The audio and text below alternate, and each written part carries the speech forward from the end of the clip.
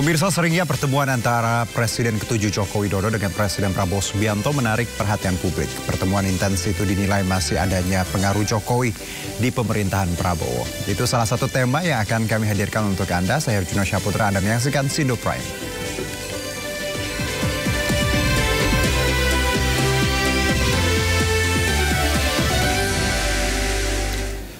Kebakaran melanda kawasan permukiman padat penduduk di Kemayoran, Jakarta Pusat. Dalam sekejap amukan ganas si jago merah menghanguskan 30 rumah warga.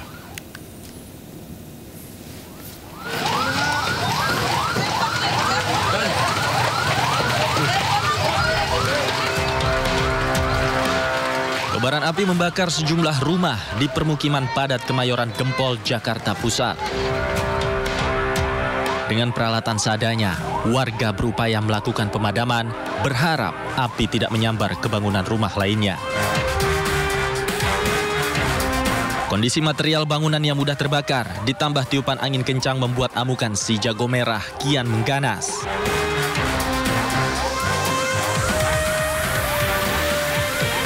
Dalam sekejap, api telah menyambar dan menghanguskan belasan bangunan rumah semi permanen. Diduga api pertama kali muncul dari atap salah satu rumah semi permanen. Ganasnya si jago merah tak hanya membuat warga harus kehilangan tempat tinggal, namun seluruh barang berharga dan dokumen penting mereka juga ikut tak bisa diselamatkan. Tiba-tiba nyala aja gitu, makanya aku taunya asap. Tetangga bilang itu ada asap gitu. Dari mana, Bu? Hah? Dari belakang rumah atau samping rumah?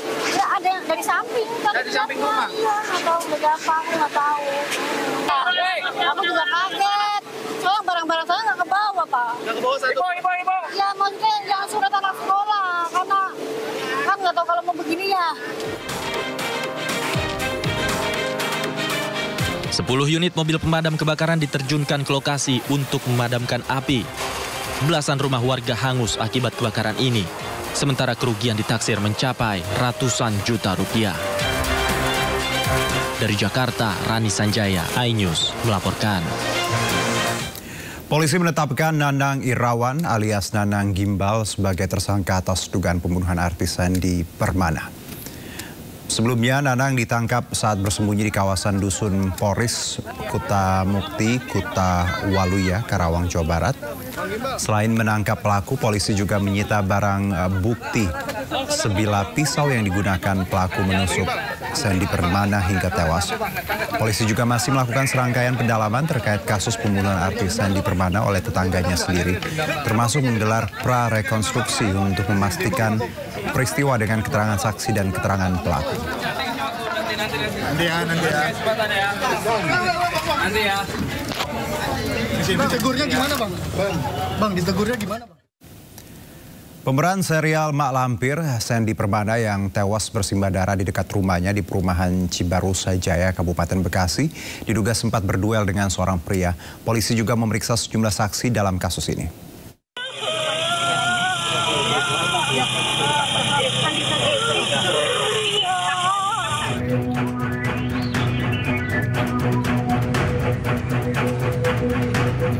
Tim penyidik gabungan dari Polsek Cibarusah, Polres Metro Bekasi Kabupaten, dan Direktorat Reskrimum Polda Metro Jaya masih terus mendalami kasus tewasnya pemeran serial Mak Lampir, Sandy Permana, di sebuah perumahan Cibarusah Jaya, Kabupaten Bekasi hari Minggu lalu.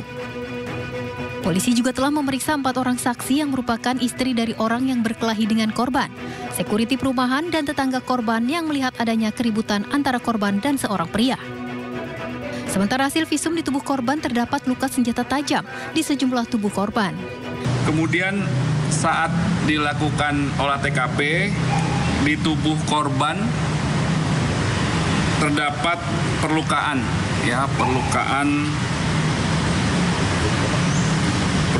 di bagian kepala bagian kiri 3 cm, lebarnya 1 cm. Kemudian perlukaan di leher kiri belakang telinga, panjangnya 4 cm. Kemudian goresan sepanjang 3 cm. Dan adanya luka di pipi kiri dan juga luka robek di perut kiri.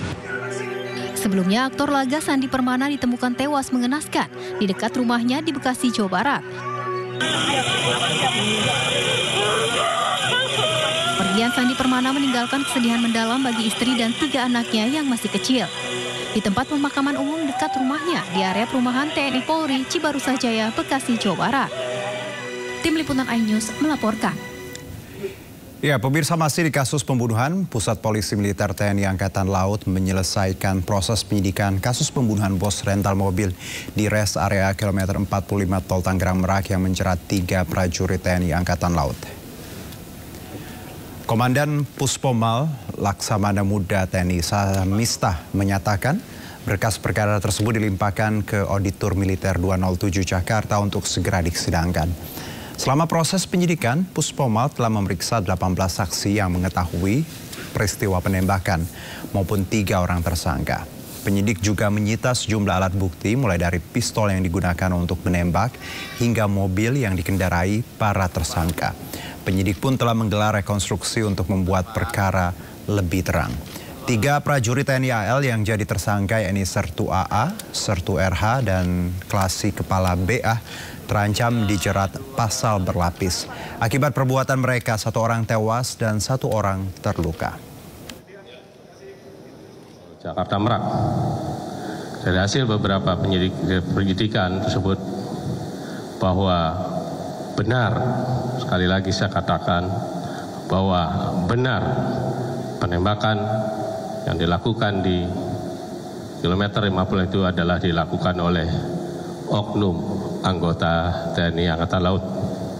Dari hasil pemeriksaan saksi, tersangka, dan dikuatkan dengan barang bukti, maka para tersangka ini cukup bukti, sekali lagi saya katakan, cukup bukti melakukan tindak pidana pembunuhan sebagaimana yang diatur pada pasal 340 KUHP, Junto 55 ayat 1, pasal 338 KUHP, Junto pasal 55 ayat 1, kemudian pasal 480 KUHP, Junto 551 KUHP.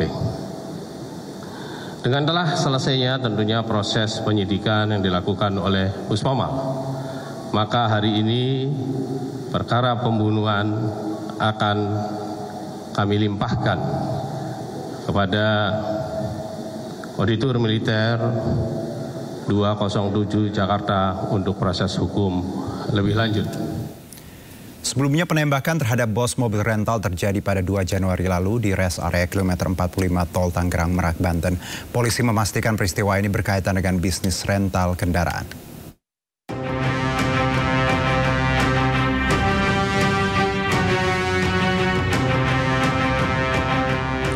2 Januari 2025, seorang pengusaha rental mobil ditembak mati saat mencoba mengambil kendaraan miliknya yang dibawa kabur tersangka di res area kilometer 45 Tangerang Merak.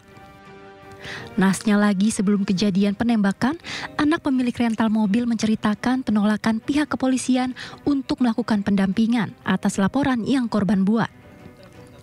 Polisi mengaku penolakan pendampingan karena korban tidak dapat menunjukkan dokumen kepemilikan mobil. Pencurian mobil berawal saat AS yang menyewa mobil korban selama 3 hari sejak 31 Desember, namun saat 1 Januari 2025, GPS yang dipasang di mobil sengaja dirusak pelaku. Ada 2 perangkat GPS mobil yang telah dipotong tepat di Pandeglang, namun 1 GPS aktif belum diputus pelaku. Korban pun melakukan penelusuran hingga berpapasan dengan mobil miliknya dan situasi pun berubah tegang saat pelaku mengaku sebagai TNI Angkatan Udara mengancam sambil mengeluarkan senjata api. Merasa terancam, anak korban meminta pendampingan dari Polsek Cinangka Anyer, namun ditolak kepolisian dengan alasan saat pelaporan korban tidak membawa surat-surat penting kepemilikan mobil yang sah. Di pas posisi Anyer, dia berhenti sekitar 15-20 menitan. Nah, inisiatiflah kita minta tolong ke polsek terdekat. Pada saat itu polsek yang terdekat Polsek Cinangka. Nah, kita mampirlah ke Polsek Cinangka itu. Kita menceritakan kejadian ini. Dan kita bilang kita pemilik mobil, rental mobil, bukan leasing mobil. Tapi si polsek ini salah menduga, katanya saya dari leasing, padahal saya udah bilang dari awal. Saya minta perlindungan atau pendampingan ya untuk mengambil motor tersebut.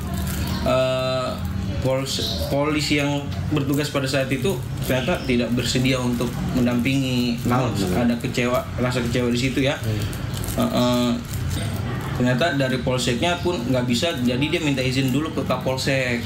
Dia telepon dulu petugas yang jaga malam pada saat itu. Setelah telepon ke Kapolsek, ternyata tetap nggak bisa juga katanya.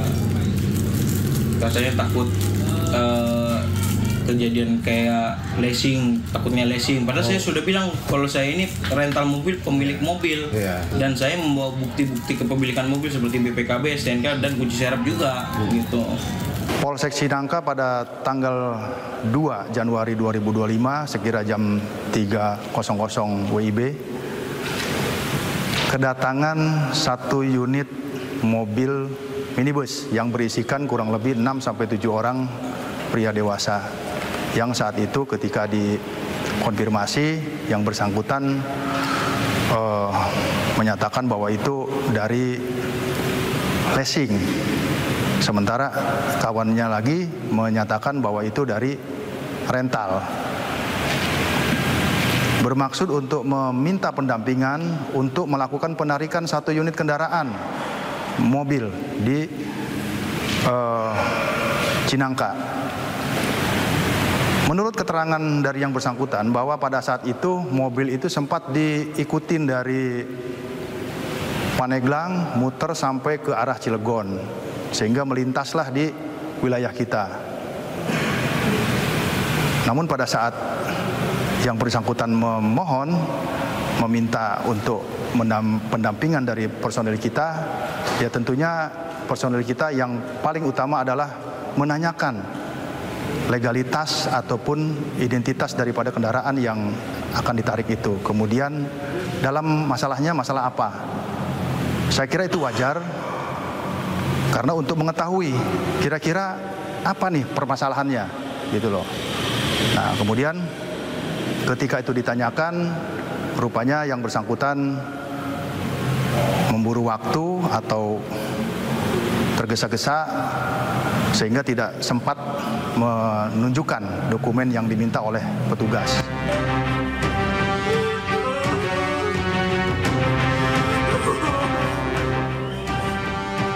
Pengejaran kembali terjadi hingga ke area tol Tangerang Merak kilometer 45. Korban pun tewas terkena tembakan di bagian dada dan tangan kiri.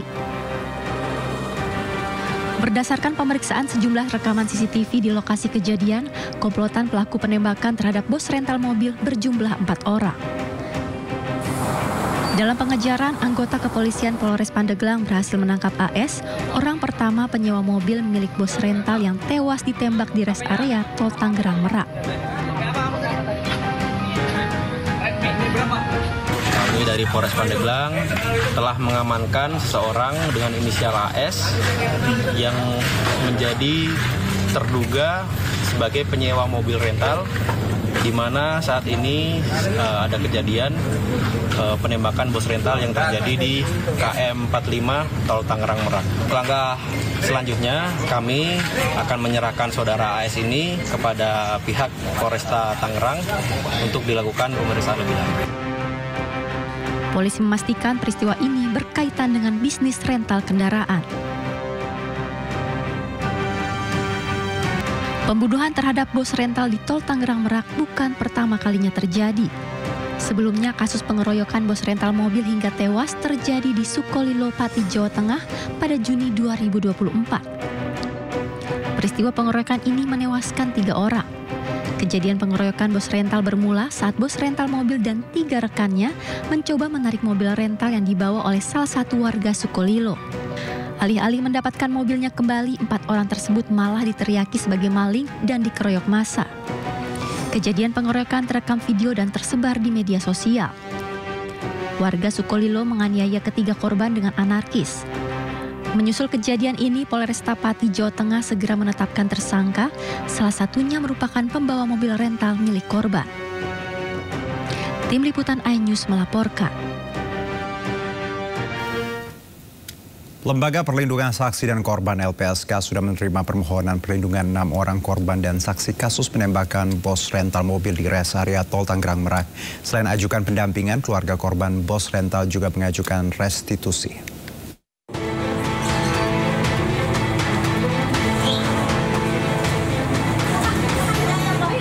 Ajukan permohonan perlindungan, Lembaga Perlindungan Saksi dan Korban LPSK kunjungi rumah duka korban penembakan di Kabupaten Tangerang, Banten.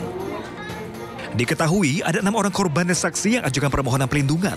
Selain keluarga Ilyas Abdul Rahman yang tewas ditembak, permohonan perlindungan juga diajukan keluarga Ramli yang saat ini masih dalam perawatan. Tidak hanya perlindungan, keluarga juga meminta pendampingan saat jalani pemeriksaan. Bahkan keluarga dari Ilyas Abdul Rahman, bos rental yang tewas ditembak oknum anggota TNI Angkatan Laut, mengajukan ganti rugi atau restitusi. Kami masih melakukan penelahan berkaitan dengan permohonan ini dan masih menunggu ada beberapa keluarga korban dan korban, termasuk juga mungkin ada saksi-saksi yang lain yang mengajukan permohonan kepada LPSK. Nanti setelah ini kami akan melakukan penelahan lebih lanjut dan kemudian bisa kita putuskan untuk bentuk permohonannya dan berapa lama. 2 Januari lalu, penembakan terjadi di res area kilometer 45, Tol Tangerang Merak, menelan korban jiwa. Penembakan bermula dari penggelapan satu unit mobil yang berujung konfrontasi dengan pelaku yang membawa senjata api. Kasus ini pun jadi sorotan publik lantaran melibatkan 3 oknum TNI Angkatan Laut. Dari Kabupaten Tangerang, Banten, Aymarani, iNews melaporkan. Rekaman CCTV mengabadikan detik-detik penembakan bos rental mobil di res area Tangerang Merak kilometer 45 dan berikut video kronologi singkat penembakan bos rental mobil hingga tewas.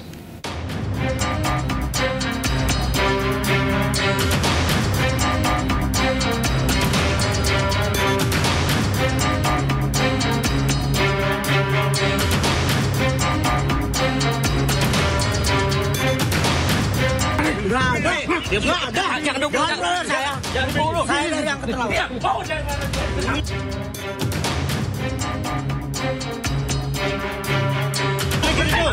Halangin. Halangin dah. Weh, jangan tahan saya. Weh, duduk.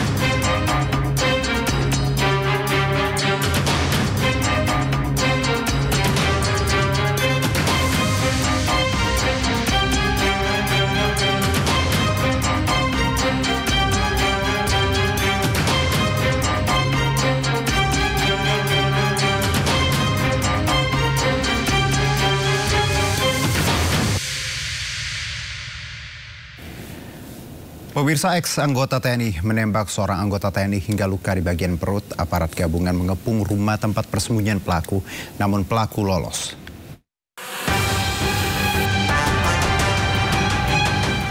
Kondisi mencekam, puluhan aparat gabungan mengepung rumah persembunyian desertir Sertu Hendri di Kelurahan Parit, Tanjung Pandan, Kabupaten Belitung.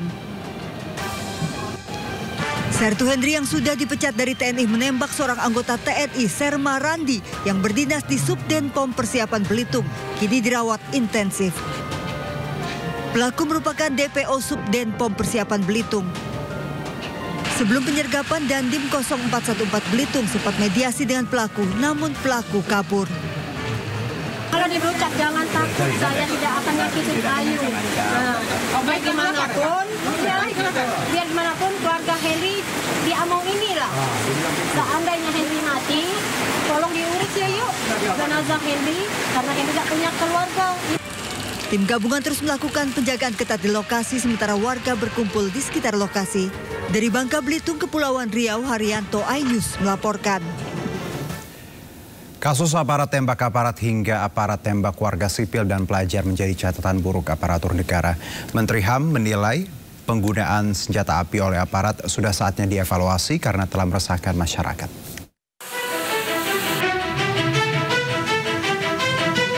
Aparat negara menembak sesama aparat membuat masyarakat khawatir. Yang terbaru adalah ex-anggota TNI menembak seorang anggota TNI hingga luka di bagian perut. Aparat gabungan mengepung rumah tempat persembunyian pelaku, namun pelaku lolos. Pada November 2024 lalu, kasus polisi tembak polisi menggegerkan publik. AKP Dadang Iskandar, Kabak Ops di Polres Solok Selatan menembak AKP Rianto Ulil Ansar, Kasat Reskrim Polres Solok Selatan karena korban tidak mengindahkan permintaan pelaku untuk membantu rekannya yang ikut diamankan oleh korban dalam penertiban tambang ilegal galian C. Belum sebulan juga kasus penembakan yang dilakukan oknum polisi terhadap pelajar SMK di Semarang menggegerkan masyarakat. Kasus penembakan terhadap pelajar SMK Negeri 4 Semarang yang memakan korban bernama Gama Rizkinata Oktavandi menyita perhatian publik hingga DPR RI. DPR sebelumnya bahkan sempat mendesak polisi untuk mengusut tuntas kasus ini dan menyelesaikannya secara pidana. Dan yang terakhir, penembakan terhadap bos mobil rental terjadi pada 2 Januari lalu di rest area kilometer 45 Tol Tangerang Merak, Banten. Seorang pengusaha rental mobil ditembak mati saat mencoba mengambil kendaraan miliknya yang dibawa kabur tersangka di rest area kilometer 45. 3 anggota TNI Angkatan Laut terlibat dalam aksi pembunuhan ini dan kasusnya tengah dilimpahkan ke auditor militer. Menanggapi rangkaian peristiwa ini, Menteri Hak Asasi Manusia Natalius Pigai meminta agar penggunaan senjata api dievaluasi secara menyeluruh. Menteri HAM Natalius Pigai menyampaikan terjadi penyalahgunaan senjata api baik oleh aparat maupun masyarakat sipil yang harusnya menjadi atensi baik oleh pimpinan TNI, Polri, dan juga Perbakin. Ia juga mengatakan hal ini harus dievaluasi total karena jelas-jelas menyalahi prosedur dan peruntukan penggunaan senjata. Kasus demi kasus terus terjadi. Pemerintah dan aparatur negara diharap untuk berbenah dalam regulasi penggunaan senjata api serta pengawasannya. Tim Liputan iNews melaporkan. Mantan Ketua Pengadilan Negeri Surabaya Rudi Suparmono ditetapkan sebagai tersangka dalam kasus suap vonis bebas Gregorius Ronald Tanur. Kejaksaan Agung menyita uang 21 miliar rupiah dari dalam mobil yang terparkir di rumah Rudi.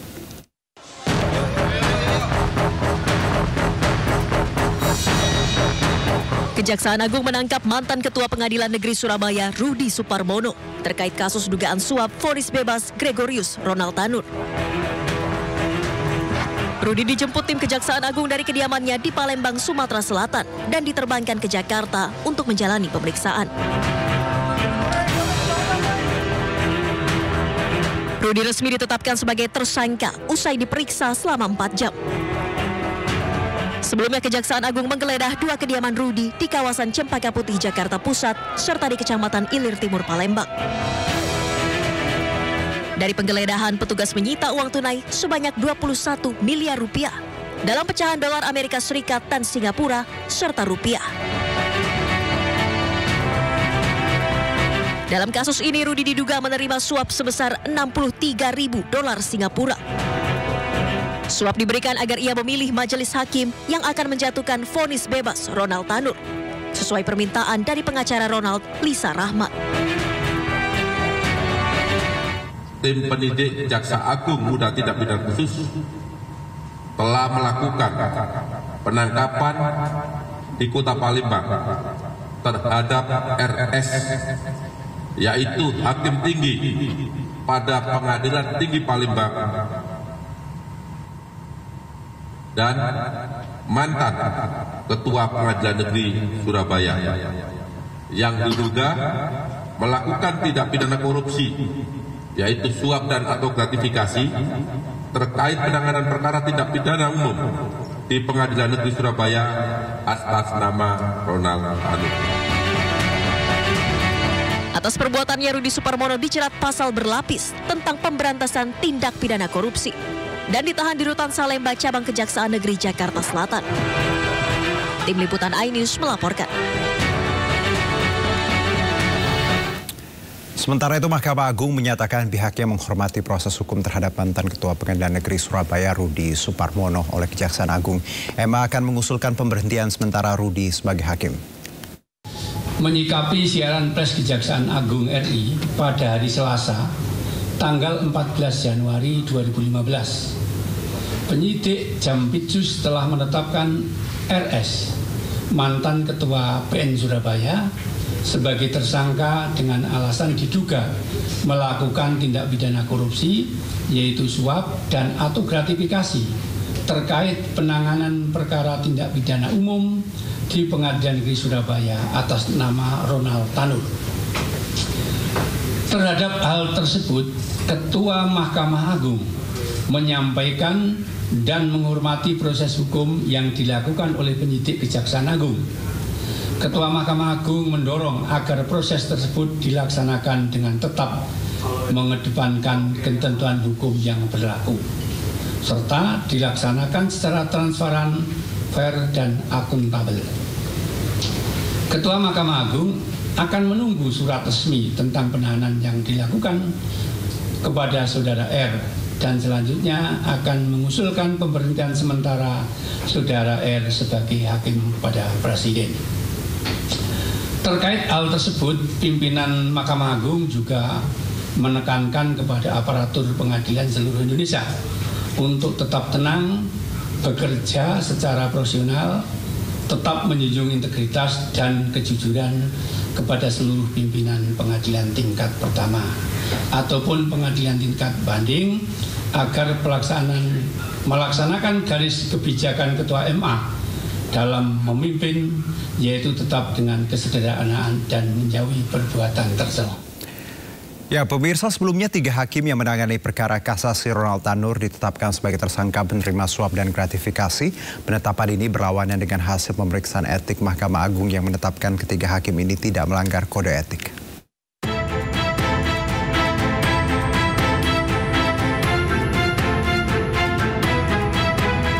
Pasca vonis bebas Ronald Tanur, Kejaksaan Agung menetapkan 3 hakim yang menangani perkara ini, yakni Erin Tuadamanik, Mangapul, dan Heru Hanindyo sebagai penerima suap dan gratifikasi dalam vonis bebas Ronald Tanur.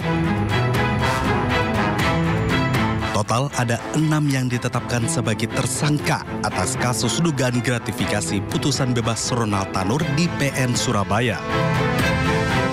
Mereka adalah 3 majelis hakim yang memutus perkara mantan pejabat MA Zarof Richard dan ibu serta pengacara Ronald Tanur. Dari penangkapan maklar kasus sekaligus mantan pejabat Mahkamah Agung Zarof Richard diduga ada permufakatan jahat untuk menyuap majelis hakim kasasi perkara Ronald sebesar 5 miliar rupiah. Agar putusannya menguat vonis bebas Majelis Hakim PN Surabaya. Temuan Kejaksaan Agung berbanding terbalik dengan putusan Mahkamah Agung yang menyatakan ketiga hakim tersebut tidak melanggar kode etik. Tim pemeriksa Mahkamah Agung menilai tidak ada pelanggaran etik oleh Majelis Hakim Agung yang memutus perkara kasasi Gregorius Ronald Tanur.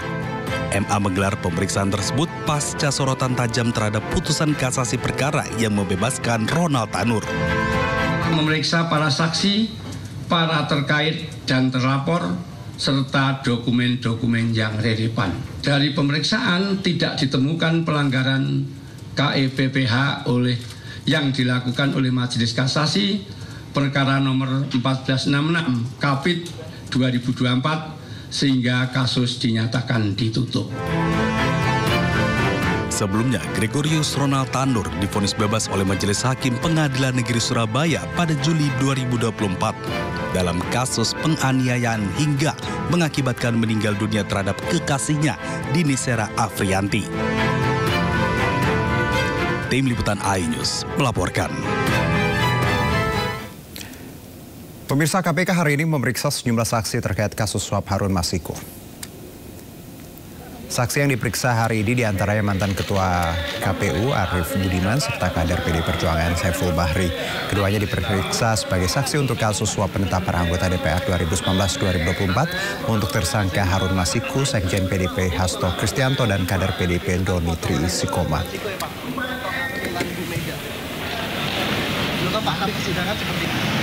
Saya belum tahu saat beri keterangan aja nih, Dok. Mana?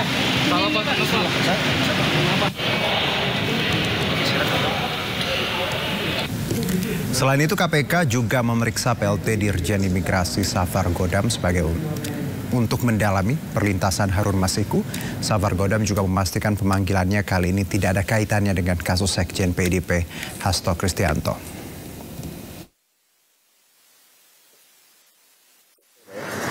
Bukan.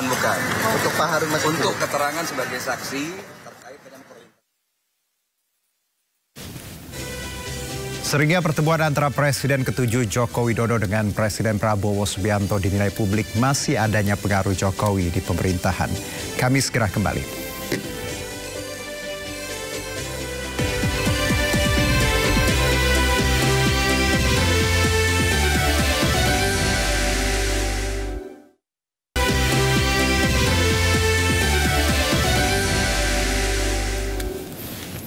Pemirsa, kebersamaan Presiden ke-7 Republik Indonesia Joko Widodo dan Presiden Prabowo Subianto tidak dapat dipungkiri publik terjalin dengan sangat baik. Sedikitnya kedua tokoh bertemu 2 kali pasca dilantiknya Prabowo sebagai Presiden ke-8 Republik Indonesia.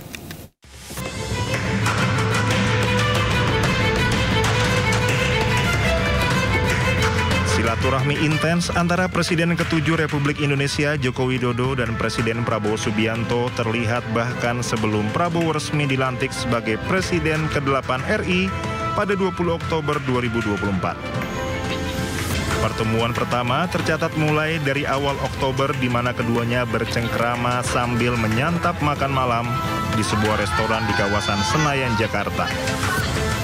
Dalam pertemuan tertutup saat itu, Ketua Harian DPP Partai Gerindra Sufmi Dasko menyebut keduanya membahas proses transisi pemerintahan agar berjalan dengan lancar. Kalau dibilang pertemuan dalam rangka apa, kedua tokoh ini memang kerap bertemu dan ya sesekali bertemu di luar makan kan gitu.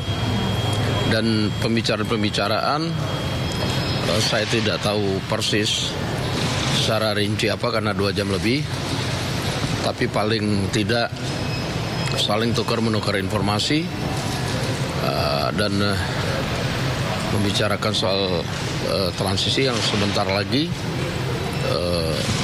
ada estafet kepemimpinan di tanggal 20 Oktober. Demikian. Pertemuan keduanya berlanjut usai Prabowo resmi dilantik sebagai Presiden. Pertemuan pada 3 November 2024 tersebut berlangsung di kediaman Jokowi di Solo, Jawa Tengah. Momen-momen pertemuan yang berlangsung secara tertutup ini kemudian dibagikan di akun media sosial Presiden Jokowi.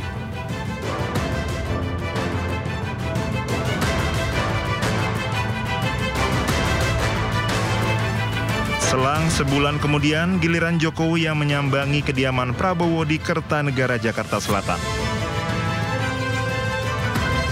Pertemuan tertutup sekitar 1 jam itu diisi dengan acara makan malam. Sempat tercetus dari Prabowo, partai yang dipimpinnya Gerindra siap menyambut dengan tangan terbuka jika Jokowi ingin bergabung.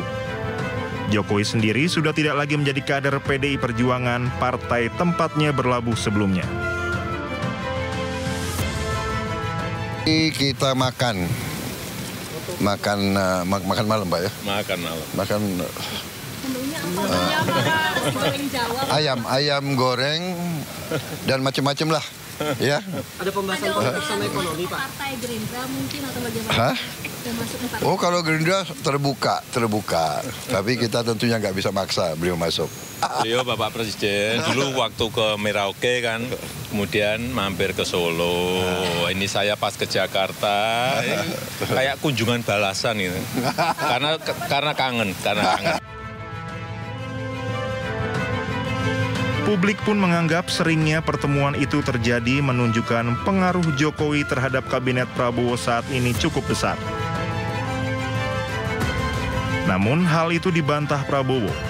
Saat membuka Tanwir Muhammadiyah di Kupang, NTT awal Desember lalu, Prabowo menegaskan ia tidak merekrut orang-orang dari pemerintahan Joko Widodo dalam kabinetnya. Ia menyebut para menteri yang dipilihnya adalah orang merah putih. Prabowo menambahkan meskipun banyak menterinya memiliki pandangan dan pilihan yang berbeda saat Pilpres 2019 dan 2024, hal tersebut bukan berarti mereka adalah orang-orang Jokowi. Dari Jakarta, tim liputan iNews melaporkan. Ya, pemirsa, intensitas pertemuan Presiden ke-7 Republik Indonesia Joko Widodo dengan Presiden Prabowo Subianto terbilang cukup tinggi.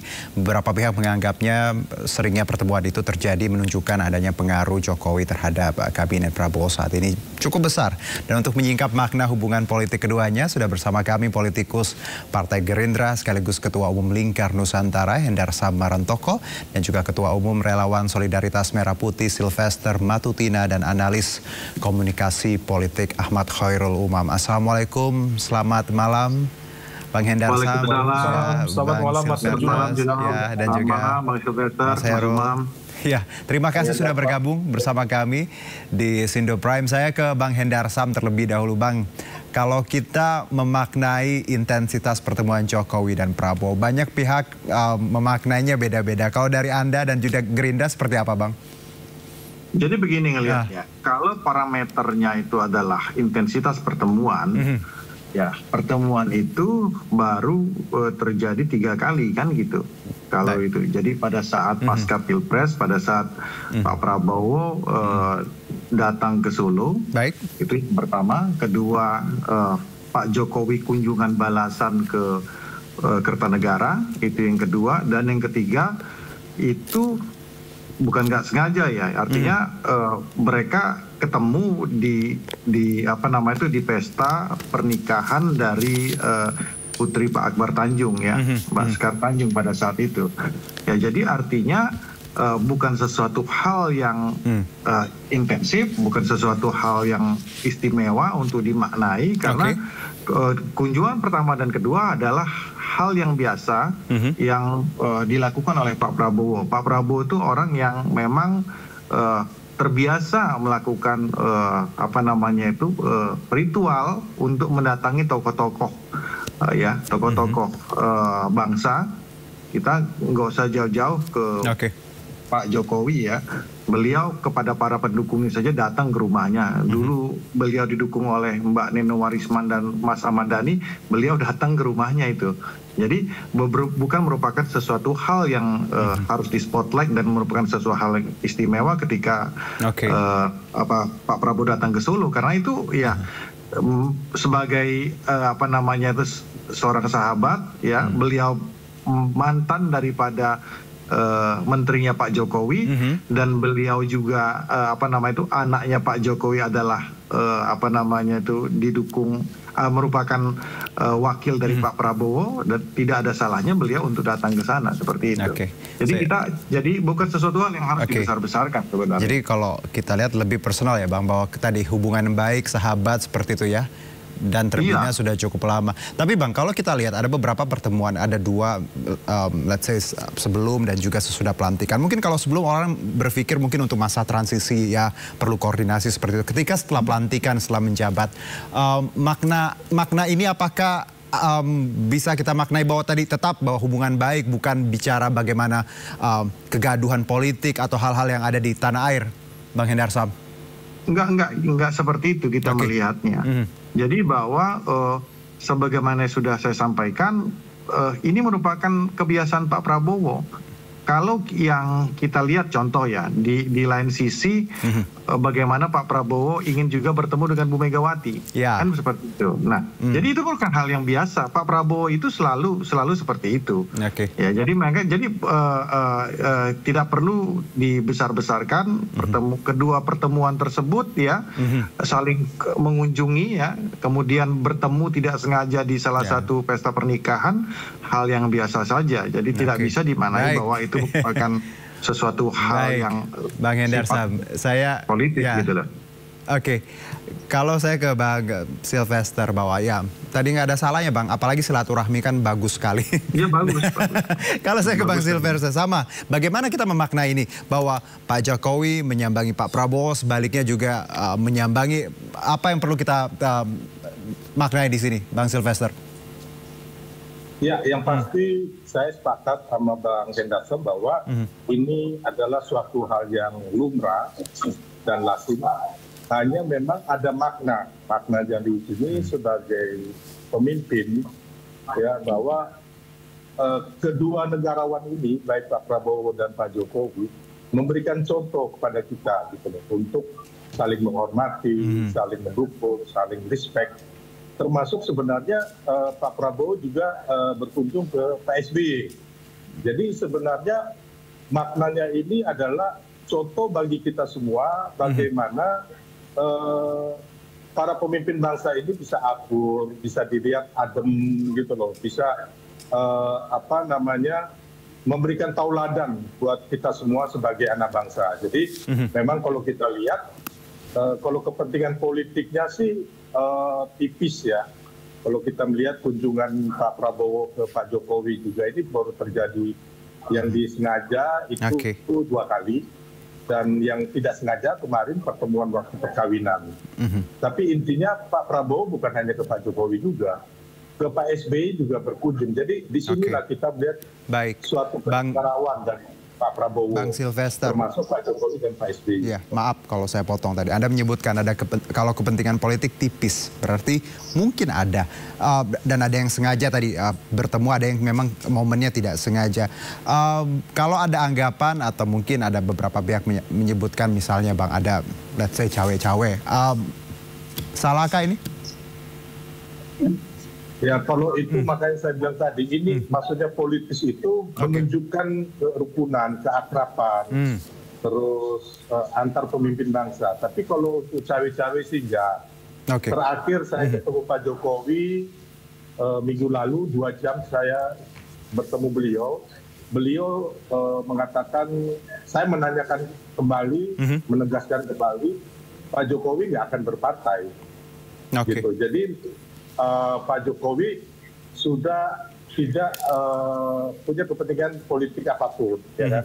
Kecuali nanti Pak Jokowi akan bersama teman-teman juga akan membentuk suatu komunitas kah, gerakan kah, yayasan kah, nanti Pak Jokowi yang akan umumkan. Karena saya juga selama ini mungkin satu orang yang mendorong dan sering berdiskusi agar Pak Jokowi ini menjadi bapak bangsa, tidak usah lagi ikut terlibat dalam politik praktis, ya kan? Biarkan saja. Di sini kan udah ada teman-teman mohon maaf Pak Prabowo, terus ada Gibran dan lain-lain gitu loh. Jadi baik Bang Silvester. Kita ingin menjadi seorang negarawan dan juga bapak bangsa. Baik, kita dapat poinnya. Menarik tadi Anda bertemu 2 minggu lalu, pembicaraannya juga tadi bahwa sejauh ini Pak Jokowi tidak tertarik seperti itu untuk ke partai politik. Saya ke Mas Hairul. Mas Hairul, kalau kita lihat politik itu kan banyak panggung, ada panggung depan, tengah, belakang. Yang kita lihat bahwa bagaimana Pak Presiden Jokowi, Pak Prabowo saling berkunjung, saling punya hubungan yang sangat baik. Tapi banyak pihak juga maknanya beda-beda. Kalau dari Mas Hairul seperti apa? Ya, Mas Arjuno, dalam konteks ini ada satu terminologi yang seringkali digunakan oleh Robert Cohen dan juga Joseph Nye, yaitu kompleks interdependence. Apa yang terjadi dalam konteks relasi antara Pak Prabowo dan Pak Jokowi sebenarnya mengindikasikan apa yang disebut oleh Cohen dan juga Nye sebagai kompleks interdependence, yaitu tingkat ketergantungan yang begitu kompleks, saling menguatkan, saling membutuhkan, dan itu tercipta dari sebuah proses dinamika politik, terutama menjelang di 2024 dan juga pasca terciptanya sebuah pemerintahan baru di bawah kepemimpinan Prabowo Gibran. Karena bagaimanapun juga diakui bahwa kemenangan dari Pak Prabowo sebagai presiden juga memiliki andil, artinya Pak Jokowi memiliki andil dalam konteks pemenangan tersebut.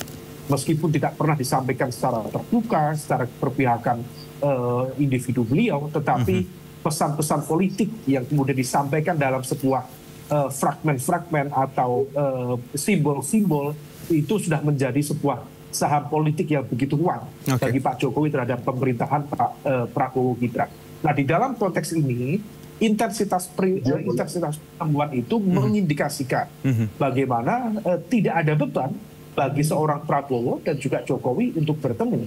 Karena kalau misalnya kemudian ada resisten, ada barrier, jangankan bertemu, untuk bersapa saja tidak memungkinkan. Bahkan harus mengulur waktu sampai kemudian ada melting point dalam konteks kepentingan. Pertemuan antara Pak Prabowo rencana dengan Bu Mega itu diisukan, itu sejak jauh sebelum pemilu. Kemudian setelah pemilu, sebelum pilkada, sampai sekarang setelah pilkada, semua hanya masih per hari ini omon-omon saja. Artinya apa? Artinya ada semacam barrier, ada semacam resistensi yang kemudian nanti barangkali sebentar lagi akan bertemu karena memang ada melting point. Dalam konteks ini adalah shared interest.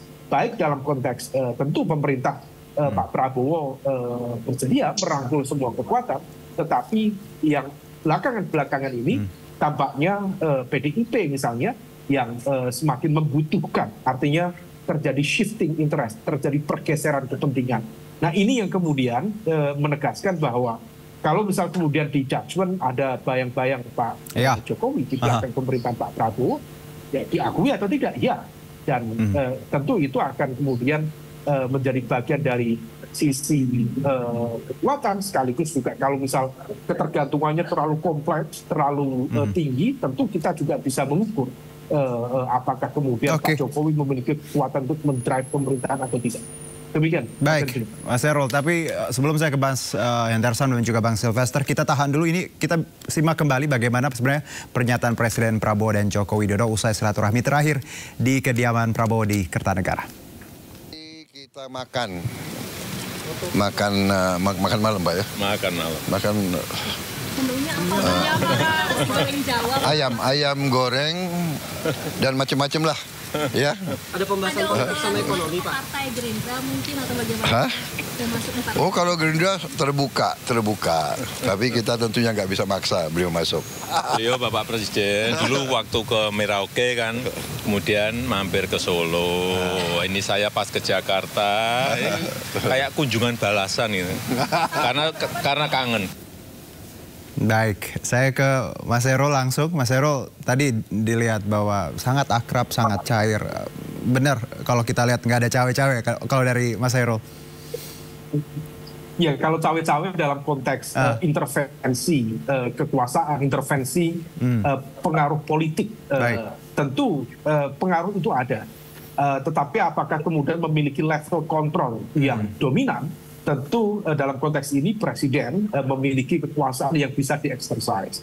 Adapun kemudian kalau misal meminta pertimbangan dan masukan, ya itu sah-sah saja. Tetapi begini, Mas Arjuna, dalam momentum situasi dan juga dinamika politik seperti saat ini, maka pertemuan-pertemuan itu sangat memungkinkan bagaimana kemudian ada deal-deal politik, ada kalkulasi, ada rembukan dalam konteks politik praktis.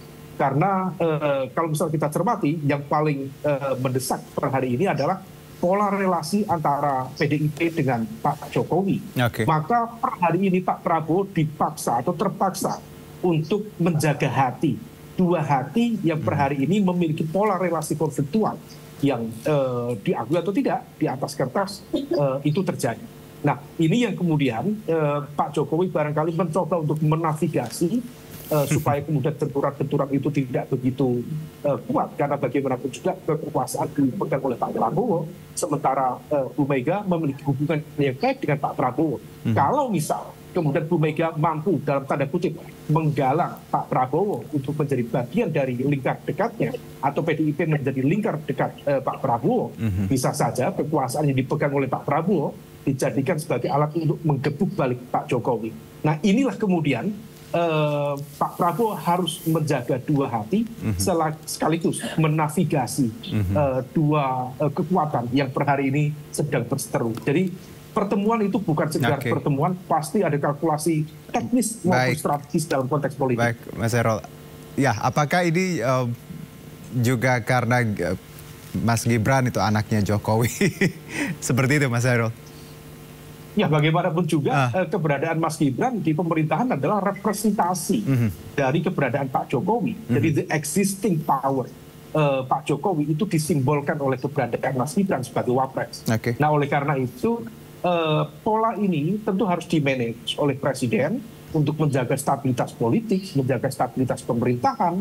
Karena kalau misal ada dua pelanduk yang berbenturan, maka yang terdampak bukan sekedar politik nasional, tetapi juga stabilitas kekuasaan yang baru dilantik beberapa bulan yang lalu. Oke, saya langsung ke Bang Hendra Sambang. Kalau kita lihat bahwa sebenarnya Pak Prabowo ada di tengah-tengah ketika kita bicara Pak Jokowi dan juga Bu Mega. Dua-duanya punya hubungan yang baik, tapi kita tidak bisa menafiki bahwa ada sedikit mungkin riak-riak antara dua sosok ini. Bagaimana sebenarnya Pak Prabowo memaknai hubungan yang dua-duanya baik, tapi ada perbedaan yang cukup curam di sini, Bang Hendra Sam? Ya, gini. Jadi bahwa memang Pak Prabowo ini akan menjadi katalisator, akan menjadi benang merah, akan menjadi tokoh sentral untuk pemersatu bangsa. Dalam bentuk skema dan formatnya seperti apa akan kita lihat nanti ke depannya. Nah, tapi yang penting spiritnya seperti itu. Secara spirit dan langkah strategik beliau untuk memimpin bangsa ini adalah seperti itu. Ya, harmonisasi dan persatuan. Ya, itu yang pertama. Yang kedua, posisi strategik beliau, di satu sisi beliau mempunyai kedekatan hubungan emosional dengan Bu Megawati dan mempunyai hubungan historis juga dengan Bu Megawati, mempunyai juga kesamaan ideologis dengan Bu Megawati dan PDI Perjuangan juga tentunya. Di satu sisi juga beliau juga mempunyai relasi yang sangat kuat yang dengan Pak Jokowi. Ini merupakan sebuah clue, merupakan sebuah benang merah dan katalisator bagaimana Pak Prabowo bisa mengelola dan kalau bisa ini menjadi tokoh pemersatu bagi semua tokoh sentral politik. Bagaimana kita melihat bahwa Pak Prabowo dengan Pak SBY bisa berhubungan dengan baik, Pak Prabowo dengan Bu Mega juga seperti itu, dengan Pak Jokowi juga dengan seperti itu, tidak ada isu, ya kan? Karena spiritnya adalah bagaimana persatuan bangsa ini dan program-program bisa dijalankan ke depannya. Dan ini menjadi sesuatu yang menarik untuk kita lihat bagaimana skema dan format ini bisa dijalankan ke depannya. Bang Sylvester, silakan singkat saja karena memang waktunya sangat terbatas. Anda punya komen? Silakan. Ya, jadi kita berharap ya, antara Pak Prabowo, Pak Jokowi, Ibu Megawati, Pak SBY itu baik-baik saja, saling silaturahmi, Pilpres sudah selesai, Pilkada sudah selesai, waktunya para pemimpin bangsa ini untuk sama-sama memajukan Indonesia, sama-sama memberikan suatu semangat dan spirit pada bangsa kita bahwa kita harus bersatu untuk Indonesia yang lebih baik. Baik, Bang Sylvester. Baik, waktunya saya sangat terbatas, tapi sebenarnya saya punya banyak pertanyaan. Tapi tadi bagaimana sebenarnya kita memaknai hubungan antar tokoh ini dan semoga kedepannya tadi politik sangat cair, we never know, everything is possible. Itu nanti kita lihat ke depannya. Terima kasih sekali lagi untuk Bang Hendra Sam ya, Mas Hairul dan juga Bang Sylvester, sehat-sehat, selamat beraktivitas kembali. Terima kasih. Terima kasih. Salam semuanya. Dewan Perwakilan Daerah usulkan pemerintah buka kesempatan pembiayaan program makan bergizi gratis melalui zakat. Kami segera kembali.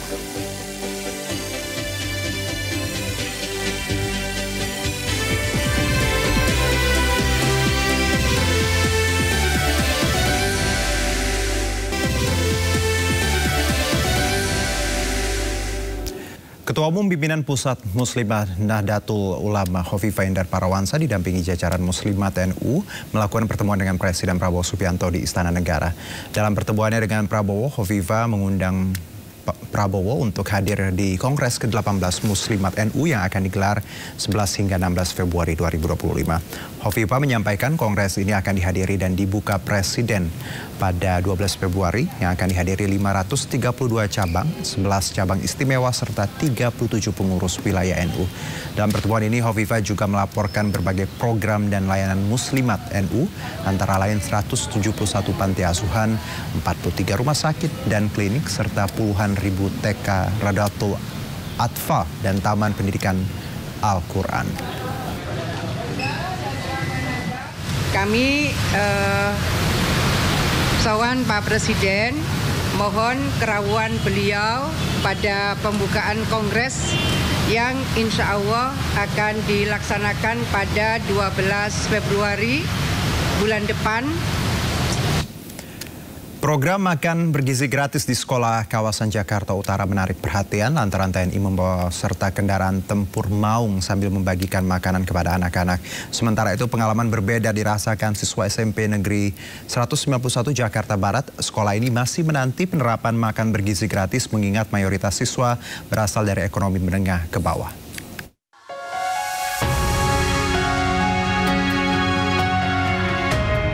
Pekan ini untuk pertama kalinya sejumlah sekolah dasar menengah dan atas di Jakarta Utara mendapatkan makan bergizi gratis. Murid-murid pun menyambut gembira pembagian makan bergizi gratis ini. Uniknya, pembagian makanan di sekolah dikawal oleh kendaraan tempur maung. Kendaraan keluaran PT Pindad ini dikerahkan TNI untuk diperkenalkan kepada anak-anak. Gimana? Lo cita-cita pengen jadi apa? Jadi apa? Nggak pengen jadi dokter? Kamu pengen jadi apa? Dokter, kamu? TNI. Tahu nggak ini mobil apa? Mobil buatan mana? Iya, Indonesia. Tapi kalian cita-cita tinggi ya buat produk-produk Indonesia ya, amin ya. Seneng nggak dek ngerasain mobil? Anak-anak pun antusias mencoba kendaraan tempur maung. Mereka menyatakan senang bisa menikmati makan bergizi gratis, sekaligus menaiki kendaraan buatan anak negeri. Senang nggak? Enak. Enak. Apa aja tadi makannya? Ayam, sayuran, Tadi kan habis makan dapat foto-foto dan merasakan mobil tentara nih, gimana perasaannya semuanya? Seru, senang. Pertama kali nih ya naik mobil tentara ya? Ada mobil maung buatan Pindad, buatan produk dalam negeri. Kita perkenalkan mereka untuk menaiki, merasakan bahasanya ini loh kebanggaan kita supaya cita-cita mereka lebih tinggi dengan makanan bergizi tentunya. Pemandangan berbeda nampak di SMP Negeri 191 Jakarta Barat, yang menjadi salah satu sekolah yang saat ini masih menanti penerapan makan bergizi gratis. Sebagian besar siswa di SMP ini berasal dari ekonomi menengah ke bawah. Merujuk pada data penerima Kartu Jakarta Pintar, yakni sebesar 67% penerima dari jumlah siswa 845. Pihak sekolah mengaku belum ada sosialisasi dari pihak terkait, termasuk mekanisme pembagian waktu makan. Dikarenakan sekolah ini menerapkan 2 sesi belajar, yakni pada pukul 6.30 pagi hingga 12 siang, dan dari 12 siang hingga pukul 5 sore. Dari Jawa Timur, pelaksanaan program makan bergizi gratis di kota Surabaya masih menjadi perhatian para siswa. Setelah mendapatkan porsi makanan, mereka langsung menikmati menu makanan gratis yang disajikan. Di SD Takuma kawasan Jalan Jemur, Ngawinan, Surabaya, menu yang disajikan pada hari kedua tidak jauh berbeda dengan hari pertama. Para siswa menikmati hidangan yang terdiri dari nasi putih, ayam kecap, sayur kacang panjang, buah semangka, serta susu kotak. Program makan bergizi gratis ini juga membuat siswa senang karena bisa menghemat uang jajan. Hemat uang jajan nggak sih, Clara? Sangat ya. Sehari bisa berapa hematnya kalau dengan adanya program makan bergizi ini? 10.000. Terus uangnya buat apa? Sementara itu pihak sekolah menyatakan adanya 31 dari total 329 siswa yang alergi terhadap berbagai bahan makanan. Pihak sekolah meminta orang tua untuk membawakan makanan atau bekal sendiri dari rumah.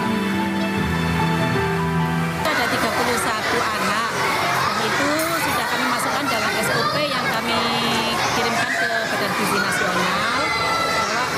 Bahwa diantaranya alergi itu ada yang malah nggak mau makan nasi.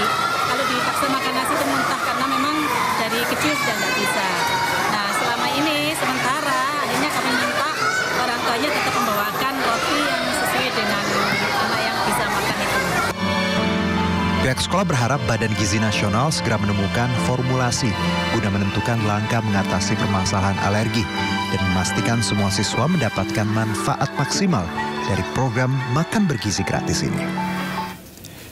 Kadin Indonesia berkomitmen untuk mencapai target pertumbuhan ekonomi sebesar 8% di bawah kepemimpinan Prabowo Gibran. Untuk itu, Wakil Ketua Umum Bidang Organisasi Kadin Andi Yuslim Patawari menyatakan program seperti makan bergizi gratis dan pembangunan 3 juta rumah per tahun akan meningkatkan perputaran ekonomi.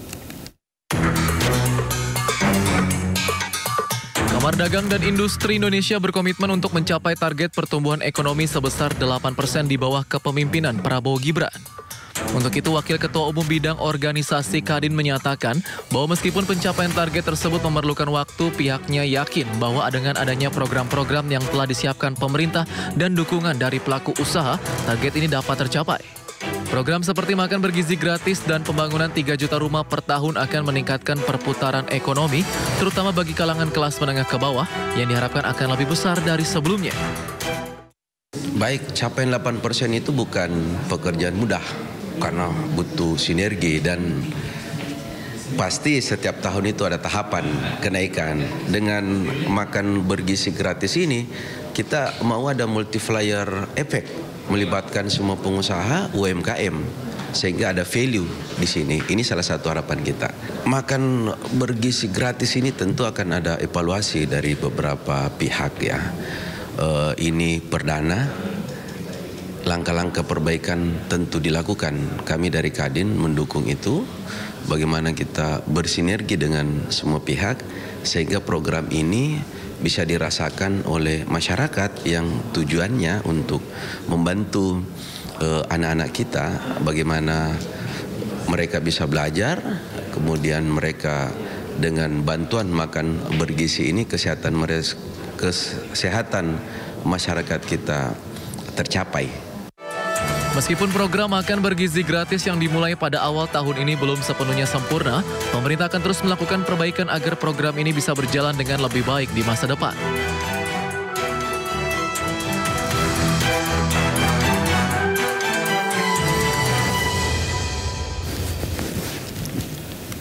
Ketua Dewan Perwakilan Daerah Republik Indonesia Sultan Najamuddin mengusulkan agar pemerintah membuka kesempatan pembiayaan program makan bergizi gratis kepada masyarakat melalui zakat, infak, dan sedekah atau ZIS. Sebelumnya, Menteri Perdagangan Zulkifli Hasan mengatakan anggaran 71 triliun hanya sampai Juni 2025 dan belum mampu mencakup seluruh anak Indonesia. Usulan pembiayaan makan bergizi gratis melalui zakat ini disampaikan Ketua DPD Sultan Najamuddin pasca rapat paripurna pembukaan masa sidang ketiga. Menurutnya pemerintah membutuhkan dukungan pembiayaan yang lebih dalam mensukseskan program ini, sehingga partisipasi dan dukungan pembiayaan dari masyarakat jadi opsi yang perlu disiapkan pemerintah, misalnya skema pengumpulan dana hibah, zakat, infak, dan sedekah dengan akuntabel dan transparan, dan diharapkan bisa memenuhi separuh dari kebutuhan anggaran program MBG. Saya melihat begini, memang negara pasti di bawah Pak Prabowo, Mas Gibran ini betul-betul ingin program makan bergizi gratis ini maksimal. Hanya saja kan kita tahu semua bahwa anggaran kita juga tentu tidak akan semua dipakai untuk makan gizi gratis. Saya sih melihat ada DNA dari negara kita, DNA dari masyarakat Indonesia itu kan dermawan, gotong royong. Nah, kenapa enggak ini justru kita manfaatkan juga? Contoh, ya, bagaimana kita menstimulus agar masyarakat umum pun terlibat di program makan gizi gratis ini. Di antaranya adalah saya kemarin juga berpikir kenapa enggak ya zakat kita yang luar biasa besarnya juga kita mau libatkan ke sana. Itu salah satu contoh. Sehingga pemerintah tidak bekerja sendiri dengan anggaran yang ada.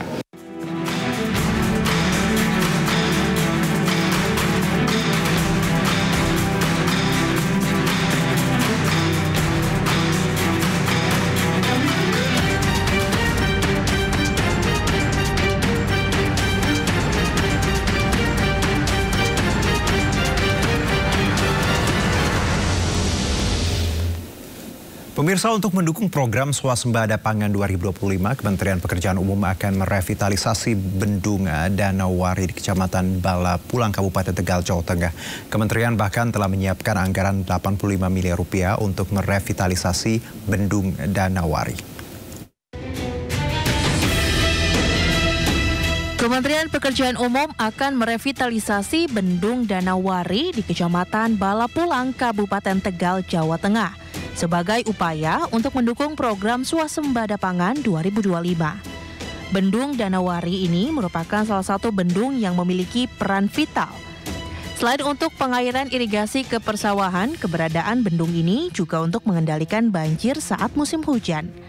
Menteri Pekerjaan Umum Dodi Hanggodo mengatakan pihaknya telah menganggarkan 85 miliar rupiah untuk melakukan revitalisasi Bendung Danau Wari.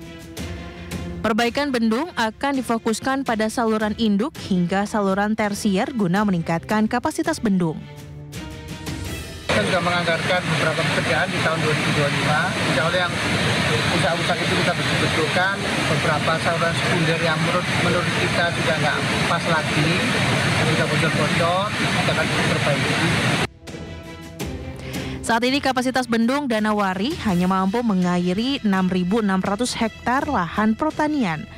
Dengan rencana revitalisasi tersebut, maka kapasitas bendung semakin besar dan semakin banyak lahan pertanian yang terairi untuk mengejar target program Swasembada Pangan dan Swasembada Air.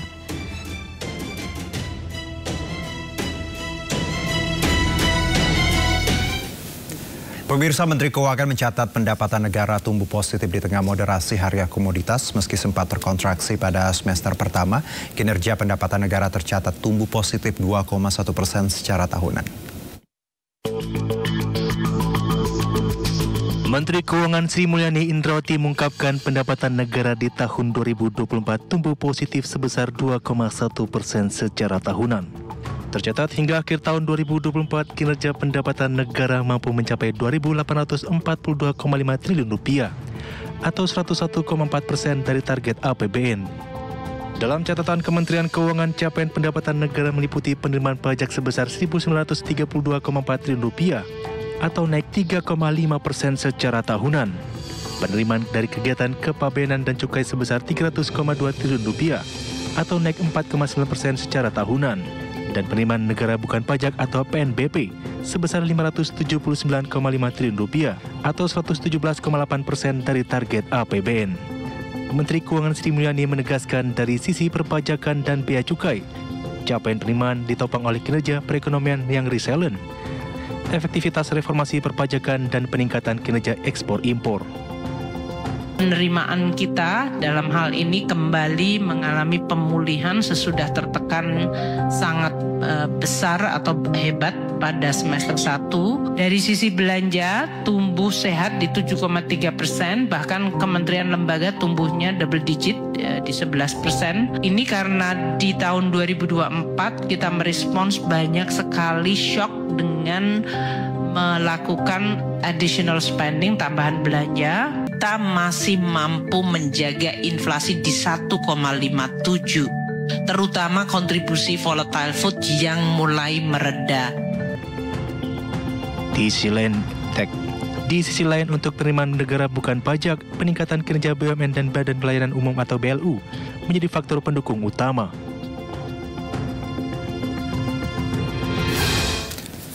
Pemanfaatan instrumen pasar modal menjadi salah satu cara otoritas jasa keuangan untuk meningkatkan likuiditas pembiayaan sektor perumahan.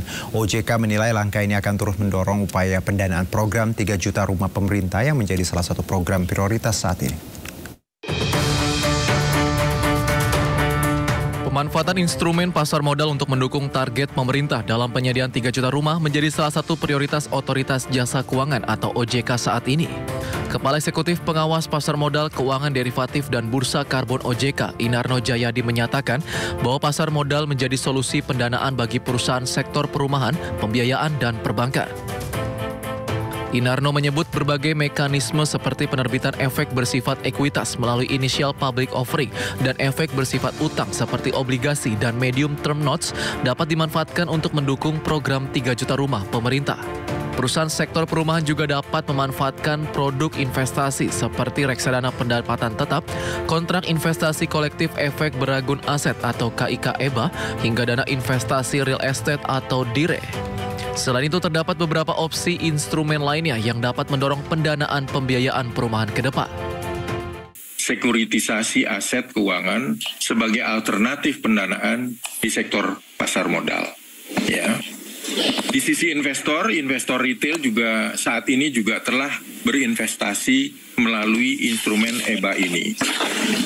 Lalu pertanyaannya seberapa besar gitu ya? Saat ini total penerbitan pendanaan sektor perumahan dilakukan atas 7 IKEBA dengan nilai penyaluran pendanaan sampai saat ini ya, itu adalah 5,45 triliun.